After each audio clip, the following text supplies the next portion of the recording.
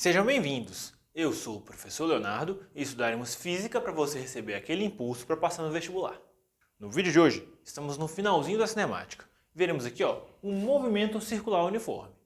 Pessoal, como estamos começando aqui o movimento circular uniforme, vamos lá de novo entender como é que funciona esse movimento. Bom, se é um movimento, nós podemos falar que o corpo tem uma velocidade. Se é circular, o que eu estou falando? Estou falando que a trajetória do movimento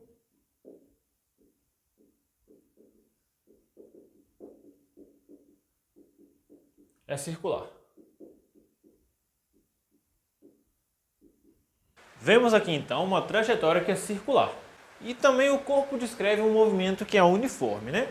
Ou seja, eu posso falar que a velocidade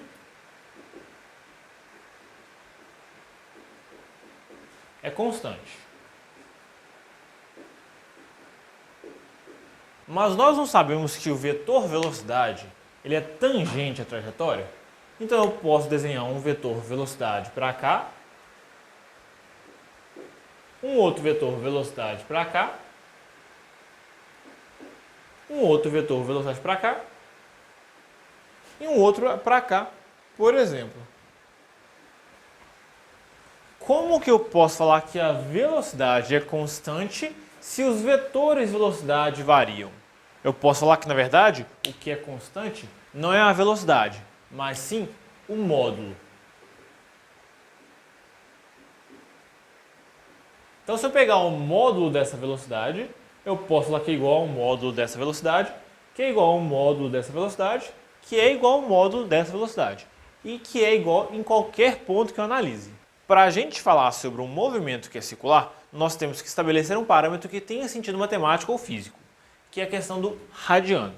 Por que o grau não tem sentido matemático? Porque basicamente a gente estabeleceu uma volta como sendo 360 graus de modo arbitrário. Por que arbitrário? Porque 360 tem muitos divisores. Então a gente consegue dividir 360 por várias fatias iguais, né? Com ângulos bonitinhos. Ou seja, eu posso dividir por 2, por 3, por 4, por 5, por 6, por vários divisores que eu vou ter uma divisão certinha. Agora, se eu estou falando de um parâmetro angular que tem algum significado matemático, eu tenho que falar do radiano. Então vamos defini-lo aqui. Bom, eu vou pensar numa circunferência. E aqui está o centro dela. Eu vou traçar dois raios aqui. Traçar esse raio, que vale R. E vou traçar esse raio aqui, que vale R. Vou pegar um barbante, vou ligar ele do centro até a circunferência. Então vou estar medindo o raio aqui. Eu vou botar esse barbante aqui, e vou regular até que esse arco aqui, tenha o tamanho do raio também. Então esse arco aqui, também tem o tamanho do raio. Se o arco tem o tamanho do raio, eu posso falar que esse ângulo aqui, é um radiano. Ou um rádio, né? Então olha só, como é que a gente pode estabelecer a relação entre o raio e o arco? Eu posso falar que o arco L é igual ao raio R vezes o ângulo. Então, quando o L, né, o arco vale R, o raio vale R, né, vezes o ângulo. Então eu vou cortar aqui, Então eu posso falar que θ é igual a 1 radiano. Vamos então agora analisar o ângulo de uma volta. A gente sabe que o ângulo de uma volta vale 2π vezes R, né? É igual a R vezes θ. Então eu posso falar assim que θ vale 2π radianos. Então esse aqui, é o ângulo de uma volta.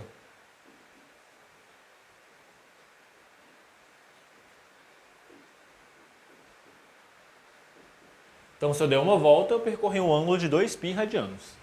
Essa relação aqui vai ser importantíssima para a nossa análise daqui para frente. Então, vamos lembrar ela, principalmente também na matemática, tá? Agora, olha só. E se eu perguntasse para você se vocês acham que radiano é uma unidade de medida? Você deve estar falando assim, professor, você está muito doido. Claro que é uma unidade de medida. Vamos ver aqui então o que eu quero dizer. Olha só, vamos fazer uma análise dimensional. Então, eu vou falar aqui a unidade do L é o metro, que é a unidade do arco, né? A unidade do R também é metro. E a unidade do ângulo é radianos. Então eu posso falar que radiano é dado por metro sobre metro. Ué, então significa dizer aqui, ó, que é adimensional.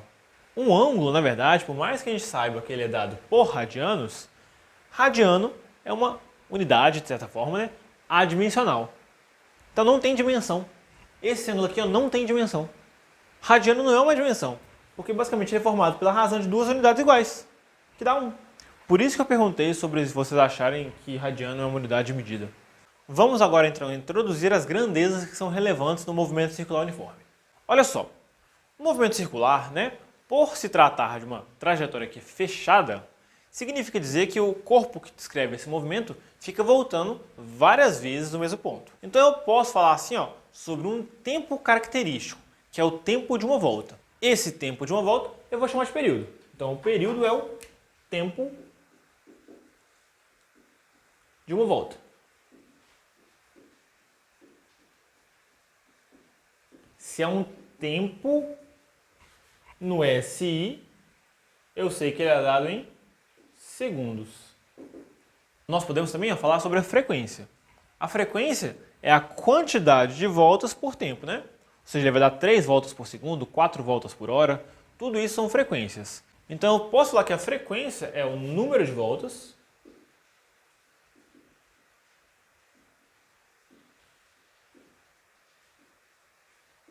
por tempo.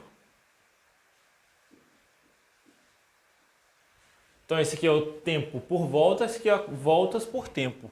Então eu posso estabelecer uma relação entre período e frequência, em que a frequência é 1 sobre o período, é o inverso do período. Então essa relação aqui é importante. Mas ela sai das definições. Se a frequência é o inverso do período, eu posso falar que no Sistema Internacional de Unidades, a unidade da frequência vai ser 1 sobre segundo, que a gente pode falar que é equivalente a Hertz. Então essa unidade aqui é o Hertz.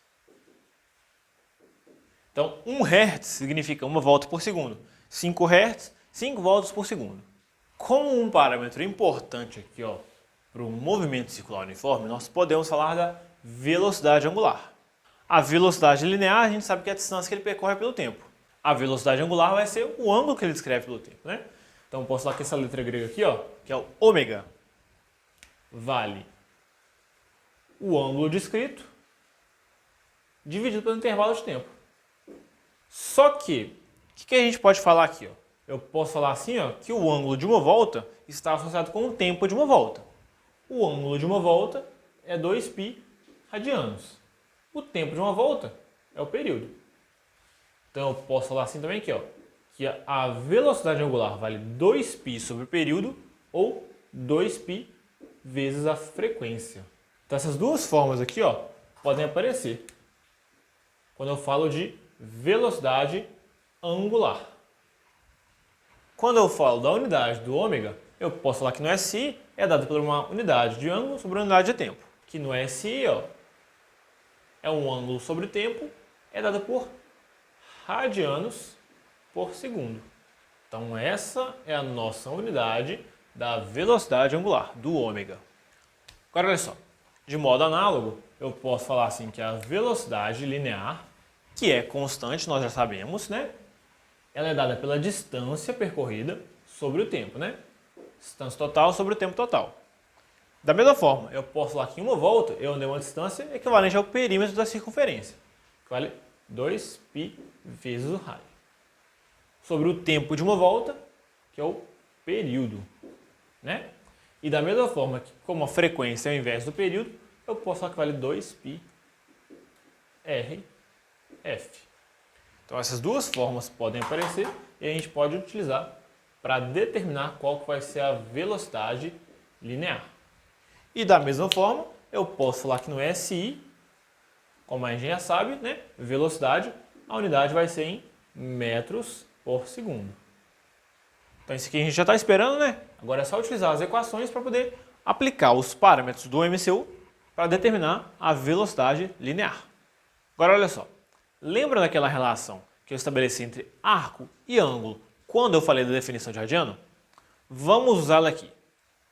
Alguns de vocês já podem ter reparado qual que é a relação que existe entre V e ômega. De qualquer forma, eu vou fazê-la aqui de outra forma.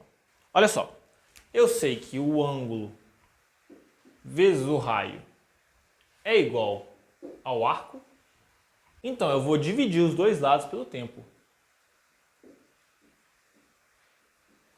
Então olha só, arco por tempo, distância sobre tempo, velocidade linear. Ângulo por tempo, velocidade angular.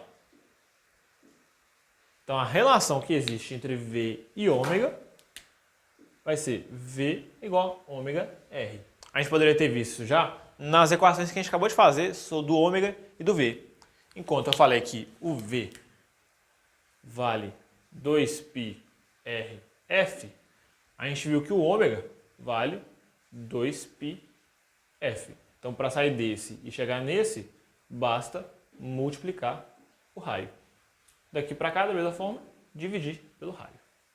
Então, a relação entre as grandezas correspondentes linear e angular é dada pelo raio.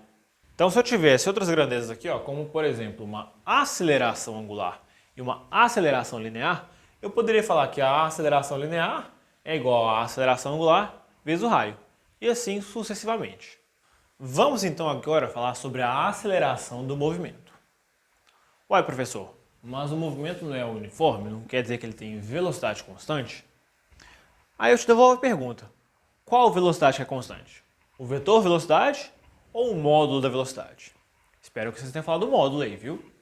Então, se o vetor varia, por mais que o módulo seja constante, significa dizer que tem que ter uma aceleração. Fez curva, tem aceleração.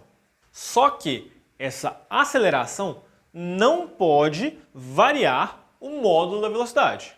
Então, significa dizer, ó, que pelo princípio da independência das direções ortogonais, essa aceleração, para que ela não interfira no módulo da velocidade, significa dizer que ela tem que ser perpendicular à velocidade. Então, em qualquer ponto que eu pegue aqui, ó, eu posso desenhar uma aceleração, ó, que é perpendicular à velocidade. Então, vai ter uma para cá, vai ter uma para cá, vai ter uma para cá e vai ter uma para cá também. Olha só que interessante, né? Todas elas são perpendiculares à velocidade. Quando eu tenho uma trajetória que é circular, uma direção perpendicular ao círculo passa obrigatoriamente pelo centro. Então, todos esses vetores da aceleração apontam numa direção chamada de radial, apontam para o centro da trajetória. Então, eu posso falar que é uma aceleração centrípeta. Então, a nossa aceleração do movimento é uma aceleração centrípeta. Essa aceleração centrípeta, como eu falei, altera apenas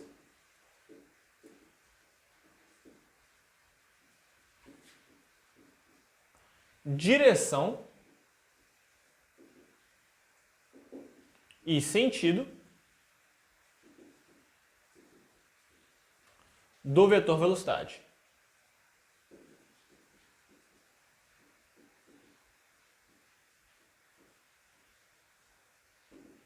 Então, uma aceleração que não interfere no módulo da velocidade, né? Mas, por ser uma aceleração, ela vai se comportar da mesma forma que qualquer outra aceleração que existe. Vai ter unidade de aceleração, vai variar vetor velocidade e assim sucessivamente. Então, é essa aceleração que puxa, que faz com que esse vetor varie assim, né? Então, se nós temos um vetor para cá, ó, se eu quero que ele varie para cá, eu tenho que fazer uma aceleração que puxa ele para cá. Então, eu vou falar que essa aceleração, ela vale v ao quadrado sobre o raio. Então, essa é a nossa equação da aceleração centrípeta. Como a gente já sabe, por ser uma aceleração, a unidade do SI vai ser o metro por segundo ao quadrado. E a simbologia vai ser, que nem eu botei aqui, ó, um A com um CPzinho aqui, ou um Czinho, tá? Só para indicar que é centrípeta. Bom, vamos aqui ver uma outra forma de analisar a aceleração centrípeta. Eu sei que a aceleração centrípeta vale V ao quadrado sobre o raio, e eu sei que V é igual a ômega vezes o raio. Então eu vou substituir esse V aqui, ó, bem aqui. Então eu vou falar assim, que a minha aceleração centrípeta vai ser dada por ômega R ao quadrado sobre R. Então fica ômega 2 R2 sobre o raio. Eu vou cortar aqui. E eu vou falar que minha aceleração centrípeta pode ser dada por ômega ao quadrado vezes o raio. Então essa aqui, ó, é outra forma de analisar a aceleração centrípeta do movimento circular uniforme. Agora olha só. Se nós temos uma velocidade que não varia em módulo, mas varia em direção e sentido, nós temos uma aceleração centrípeta. E se por acaso o movimento circular não for mais uniforme, se ele for variado, ou seja, nós estamos fazendo uma observação dentro do movimento circular uniforme. Bom, vamos pensar aqui, ó, num ventilador ligando. Então o que acontece? Ele começa com uma velocidade pequenininha,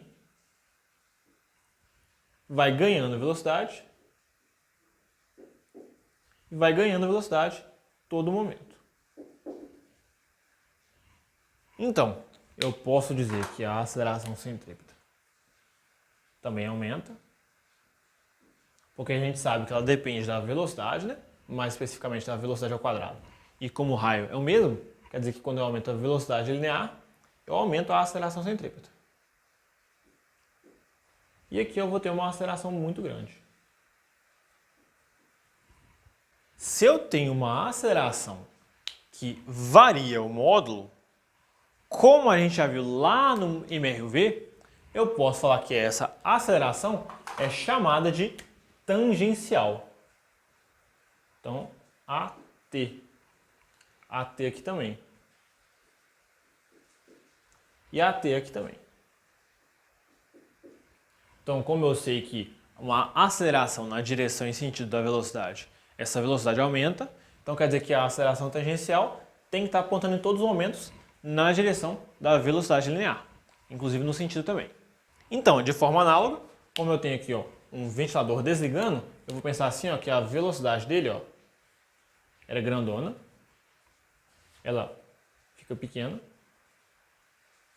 enquanto ele vai parando, fica pequenininha. Então, eu vou pensar assim, ó, que a aceleração centrípeta começa muito grande, vai diminuindo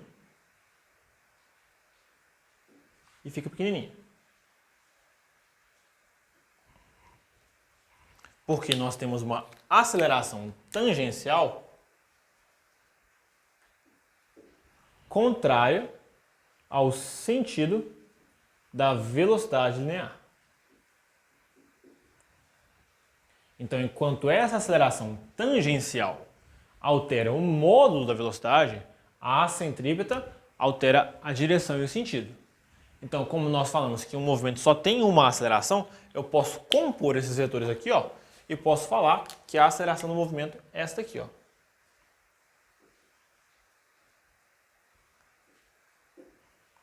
Da mesma forma aqui, ó.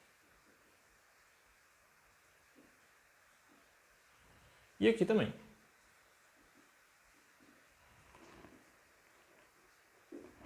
E aqui, ó, igualzinho, eu vou definir o sentido e direção do vetor aceleração a partir da composição da aceleração tangencial e da aceleração centrípeta. Então aqui eu peguei uns vetores pequenininhos, mas de qualquer forma eu estou pegando aqui, ó, a somatória vetorial da aceleração tangencial com a centrípeta. Então eu posso falar que a aceleração de qualquer movimento, no caso o vetor aceleração, é a soma da aceleração tangencial com a aceleração centrípeta. Mas isso aqui é só uma observação, caso pergunte qual que vai ser a aceleração de um movimento circular que varia.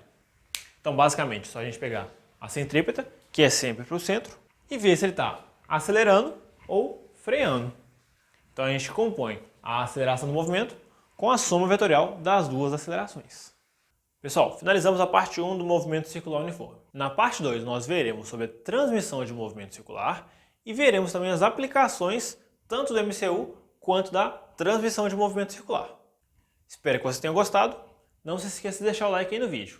Compartilhe com os amigos, comente aí alguma coisa que você gostou. Se você é novo no canal, se inscreva.